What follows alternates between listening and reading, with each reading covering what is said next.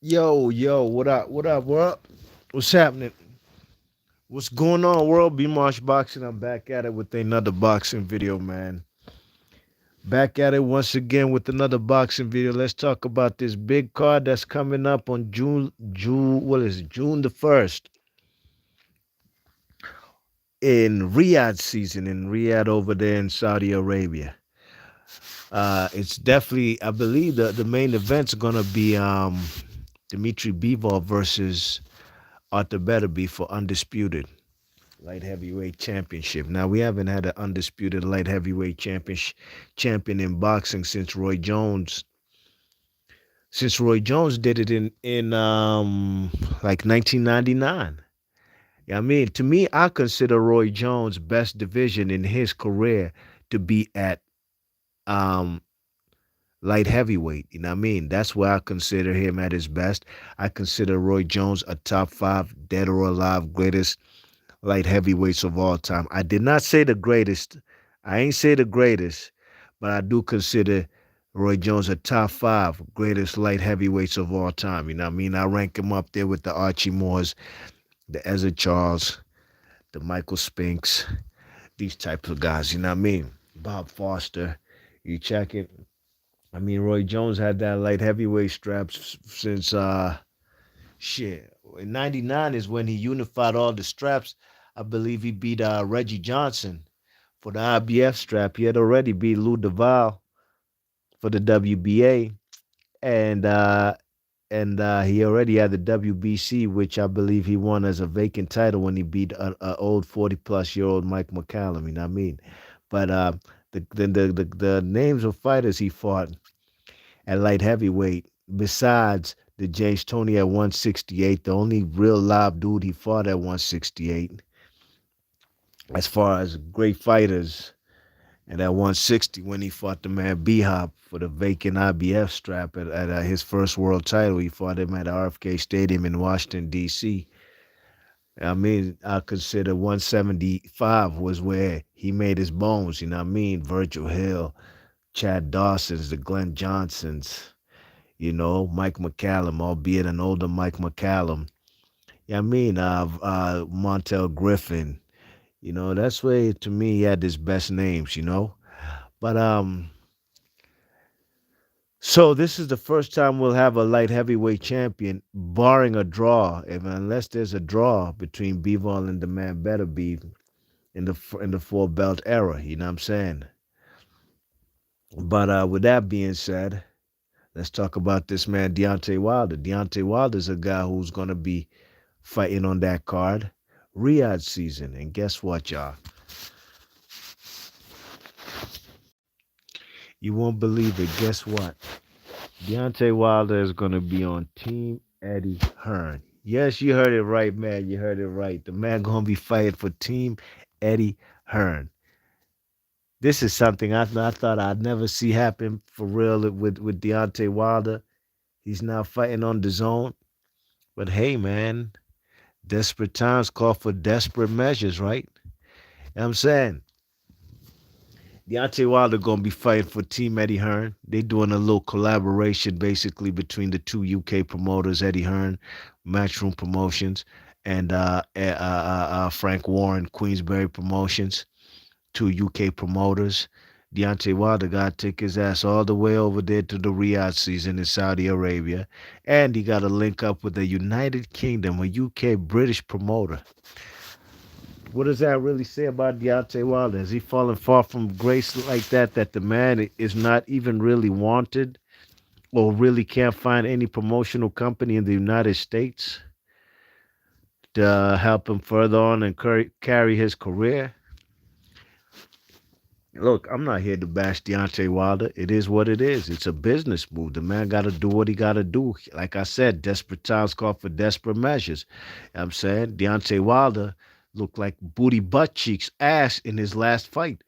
And then if anybody was listening to my videos, I told y'all there's going to be an upset on that big heavyweight card that featured all them heavyweights with Anthony Joshua fighting uh what the fuck is his name? The guy he fought, the guy who gave Tyson Fury a tough ass fight. Otto Wallin. Um, Wilder versus Joseph Parker. I said if anybody gonna be upset on that card, it's gonna be Deontay Wilder. The inactivity. He'd been out the ring for a long time. He had only had less than a minute when he fought the man Hellenius. Deontay Wilder was super inactive, while the man Joseph Parker was super active. You know what I mean? He was getting it in. You know what I'm saying? Getting some rounds and he was putting in work. And I knew that Deontay Wilder would come up short in that fight, and sure enough, he did. With that being said, Deontay Wilder has lost how many fights? He had lost, okay, he's lost two to the man Anthony Parker. I said Anthony Parker, Tyson Fury. Then he came and fought Hellenius. So that's basically, and that's a W for him, right? So basically, he's lost one out of his last, what is it, four fights, three fights, including the draw that he got versus Tyson Fury. You know what I mean? One draw, one win, and one, two, three. Three losses in five fights. So Deontay Wilder, like I said, desperate times call for desperate measures. He's been looking bad for the last 4 years or so. You know what I mean? You check it. So now he got to roll with Eddie Hearn. You know what I mean? And I thought I'd never ever be able to see this. Look, this is his last fight where he got his ass handed to him by the man Joseph Parker, and now he's fighting the man Li Zhang, the 40. He's like a 40 or 41+ year old Chinese heavyweight who I thought probably should have got the nod versus Joseph Parker in his last fight. Well, that's who Deontay Wilder fight, and trust you, believe you me, guys. Unless Deontay Wilder catches this dude, then he gonna lose the fight, man. Li Zhang cracks. He hits hard. And really and truly, Deontay Wilder looked like he couldn't pull the trigger in his last fight. You know what I mean? So the reason I made this video is what was the incentive for the man Deontay Wilder to sign with the man to go, at least be on Team Eddie Hearn for, as he said in the press conference, a one fight and one fight only, right? Deal with, and he gonna play with the man Deontay Wilder's feelings and emotions and throw him the switch and bait type thing. I can guarantee you that. I can guarantee if the man Deontay Wilder so does happen to look like his old self and sparks out the man Li Zhang, they're gonna pull a bait and switch up on him, you know what I mean? Because really and truly, if I was Deontay Wilder, the only incentive to even mess with Eddie Hearn and or DAZN is to get himself an Anthony Joshua fight. Even if there's no titles on the line, it's still a big fight, still a big payday for him, especially in Riyadh season over there in Saudi Arabia. But I'm not sure if that's what's going to come be in the cards for the man Deontay Wilder. And really and truly, I didn't like how he was talking after he got his ass handed to him by the man Joseph Parker, talking about Anthony Joshua still don't want to fight and blah, blah, blah, all this BS dogs. I watched that fight in disgust. I watched it with my man Chris Caban live on YouTube. I'm sure I covered that video live on YouTube here. Check out my play or go ahead, go back to my videos, you'll see it.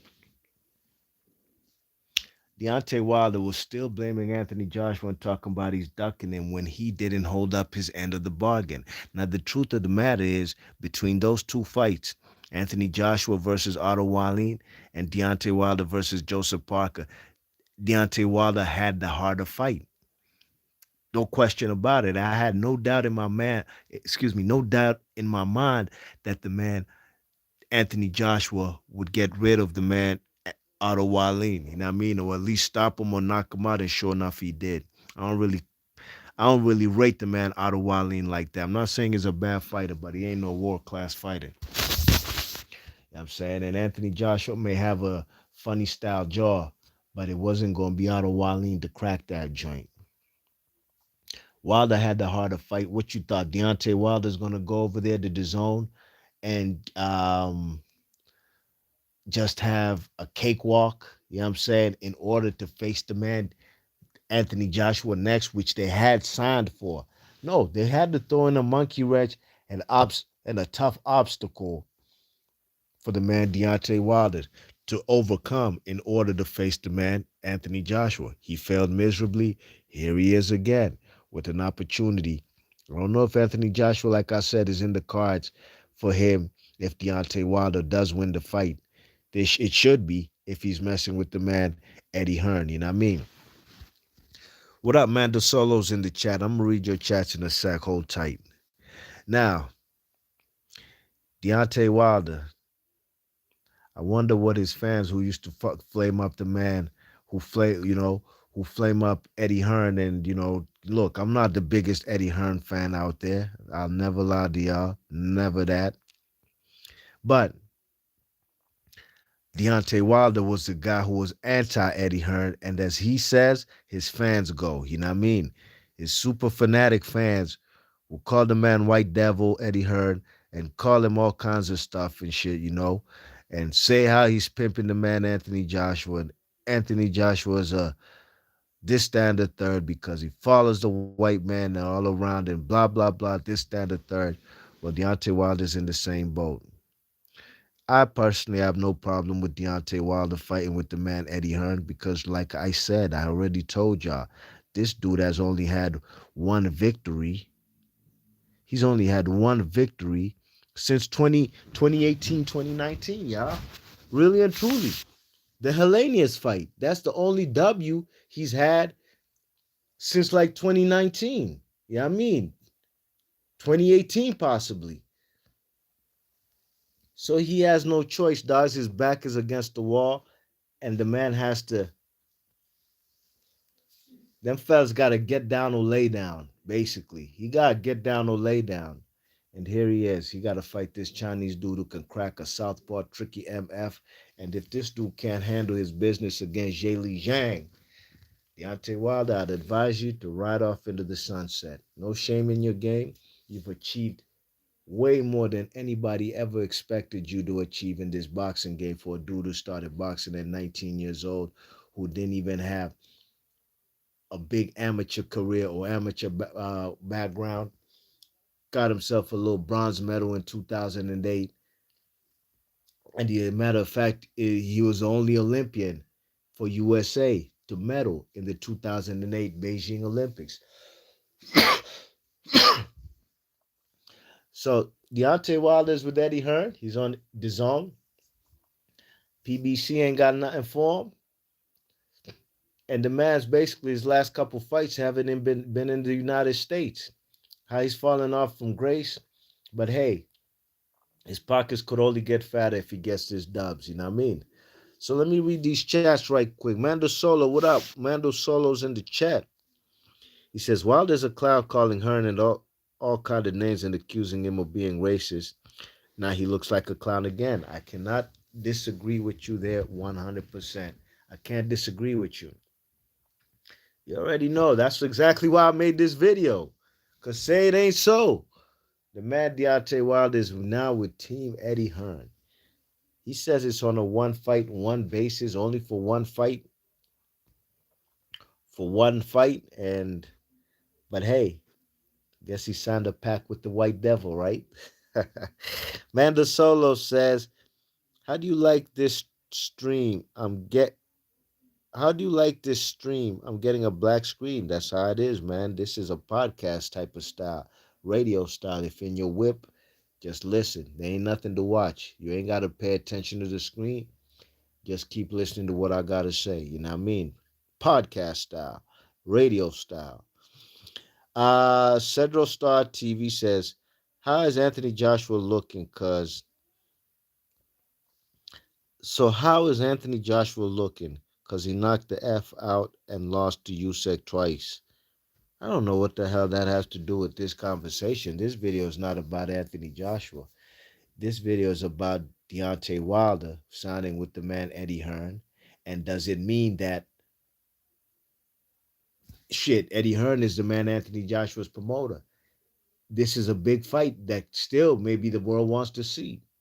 So if Deontay Wilder is that close now with Eddie Hearn, if he handles his business, Is an Anthony Joshua fight still on the cards? I don't know what we're talking about the Anthony the Usyk fights for. And as a matter of fact, what are you talking about? He ain't getting knocked out by Usyk. He lost both fights on points. What the hell you talking about, Cedro Star? I'm confused. You might have to rephrase or reword what you wrote, but from what I gather from what you wrote, you talking like the man Anthony Joshua got knocked out by Alexander Usyk, and that's the farthest thing from the truth. He got his ass handed to him on points. Dude took him to school. Yeah, but he ain't get knocked out. Stop the cap. Mando Solo says Zhang is dangerous. I think he'll knock out Wilder, and I wouldn't be surprised, man. I'll give y'all a prediction closer to sooner the fight is. But as of right now, to be honest, I would really actually favor Li Zhang. I would. I'd favor Li Zhang. Because Wilder's looked like ass, man. He's looked bad. He's looked bad. Amanda Solo says, Cedro. He's talking to Cedro. He says, Joshua's resume speaks for itself. It itself. He's never ducked any smoke, and losing to Usyk is no shame. Usyk is a Hall of Fame fighter. Absolutely, he is. But I'll never lie. I can't sit here and say he ain't ducked Deontay Wilder when Deontay Wilder was on top of his game. That I can't agree with, Mando Solo. Nah, nah, nah. And I ain't talking about this last fight where the man Wilder ain't handle his business versus the man Joseph Parker. But that undisputed fight could have been made a long time ago. But the man Eddie Hearn, I think Eddie Hearn had so much respect for the man Deontay Wilder's power, and he knows his man Anthony Joshua has a glass jaw. He's like, nah, he ain't gonna come fuck up this money. They wouldn't give the man that from Alabama any opportunity to sniff a fight versus the man Anthony Joshua. And that's the truth about it. I don't care what nobody says. Now, some will come back and talk about, oh, he was offered this money by the zone, blah blah blah. But you don't remember, these people who talk that stuff, they forget to mention, not they forget, they conveniently don't mention the fact that John Skipper, who was the head of the zone, might still be the head of the zone. He used to be actually like a big upper up at ESPN. He came out and said that they screwed up that deal, and you know what I'm saying, that they ain't play their part and do what they were supposed to do. You know what I mean? Now they offered Deontay Wilder a boatload of money that he got fighting versus Tyson Fury. You know what I'm saying? But they did drag their feet in that position as far as Wilder fighting the man, Anthony Joshua. You know what I mean? They was offering him chump change. You don't remember that? And y'all know boxing. Look at the man, Canoli. He's talking about he wants 200 million to fight David Benavidez, knowing damn well that will never happen. Remember, Anthony Joshua said, "What's up? 50 million." We don't gotta go back there, man. That's it's just we don't gotta go back on all that, but it is what it is. Um, I love reading. What up? I love reading. What's going on, big man? Thanks for coming through, y'all. Thanks again, once again, man. Hit the thumbs up when you come in this piece. He says, "What up? What up to you?" Amanda Sola says, I think it's a one fight deal because Wilder won't get past Zhang. Wilder has never faced a puncher like Zhang. That's true. This is a big time puncher in Li Zhang, and the way he lands that crafty left, it's a problem. You know what I mean? I thought he beat the man Anthony Joshua. I said Anthony Joshua. Joseph Parker, he ain't get the dub. It is what it is, man. They're not trying to ruin that train either, man. Joseph Parker is looking for bigger and better fights. He wants rematches with Eddie Hearn and Anthony Joshua. And more than likely, those two fights will happen. Even if Wilder handles his business, I doubt we'll ever see a Wilder and Joshua fight. And at this juncture, I'm not even blaming Joshua. Deontay Wilder ain't handle his business versus Joseph Parker. That's what happened. Yeah, I mean, so one fight deal. We shall see. Riyadh season. I'm looking forward to it. But Deontay Wilder, man, the man looked different up on that stage. He cut his hair. I'm not saying he looked out of his element, but he sure did look out of his element versus Joseph Parker, when they fought in December 2023 in that Riyadh season over there in Saudi Arabia. You know what I mean? He definitely disappointed the audience, and he's lucky. He's freaking lucky to get an opportunity to go back and hopefully handle his business and correct the wrong that happened when he fought the man Joseph Parker. He's lucky these Arabs are calling him back up over there, you know what I mean? Because believe you me, Deontay Wilder might not have been of loved, might not have been as loved as he wanted to be in the United States, you know what I mean? And he found a home on this YouTube boxing. He found some supporters who was gonna ride or die with him. Let me not say ride or die, because they some guys, fellas who support him only when he's winning. When he's not popping, you don't see nothing about no Deontay Wilder, nothing. They jumped on the bag and the barrel Spence. You seen what happened to that train, right? But that's where he found refuge and solace and camaraderie online, not so much on the ground, you know what I mean? And not because anybody on the ground, on the streets, had a problem with them. He just wasn't known like that. The Tyson Fury fights, they both helped to put each other on the map, you know what I mean, with their trilogy and stuff. But this in this boxing game, we haven't had a heavyweight capture the imagination of the fans in the United States, at least, since really and truly Evander Holyfield and Mike Tyson. That was a long time ago. Deontay Wilder couldn't quite capture that lightning in a bottle that those two legendary heavyweights I just mentioned uh, had. You know what I mean? And that's okay. Deontay Wilder might could have been there if he might have still been undisputed. Excuse me, if he had got unifications, grabbed a couple straps, but unfortunately for him, he didn't. You know what I mean? Now look, I've been watching Deontay Wilder for a very long time, since 2008 Beijing Olympics. I remember when before he had a woman that the mother of his children now, and he has different baby mothers, but the one you see him with, the kind of Filipino and black lady, I'm forgetting her name. You know who I'm talking about. Before he was with her, the green belt, the WBC strap that he beat the man Bermain Stervern for, that was his girlfriend. He used to call that green belt Sophia. Do y'all remember that?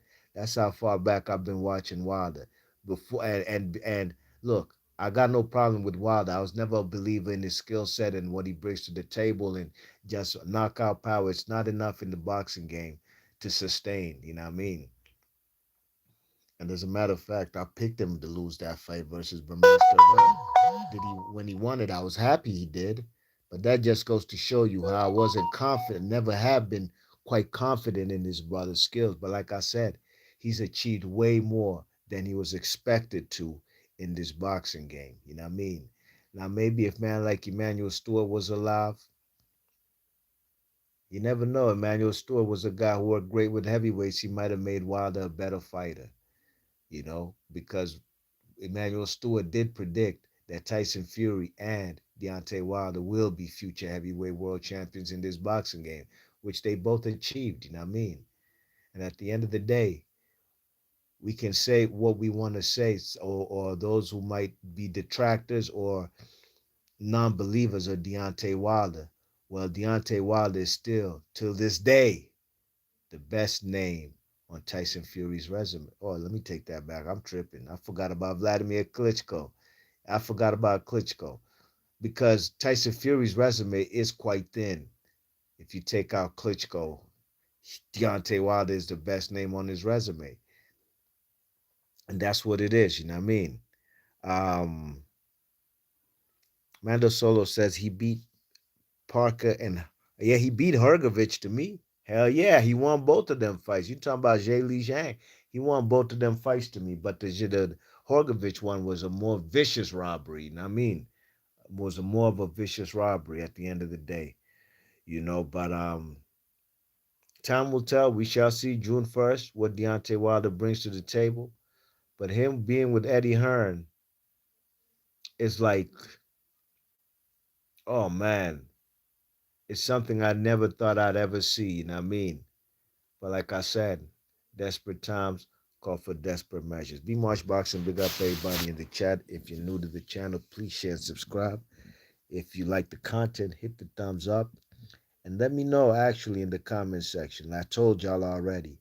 As of right now, as I make this video on the 16th of April 2024, I'm leaning towards the man Li Zhang. That's just me, and we shall see what the future holds. Be Marsh Box, and I'll catch you guys on the next one. And let me know in the comment section what you think about the man Deontay Wilder linking up with his arch enemy, rival, nemesis promoter, Eddie Hearn. And let me know what you think the outcome will be of Li Zhang, who's basically Team Queensberry, right? Because it's a Eddie Hearn and Frank Warren co-promotion. Wilder's on Team Eddie Hearn. This other guy, Li Zhang, is on Team Frank Warren. Let me know how you think that fight's gonna go down. All right, be Marsh Boxing. I'll catch you guys on the next one. I'm out of here. Gone.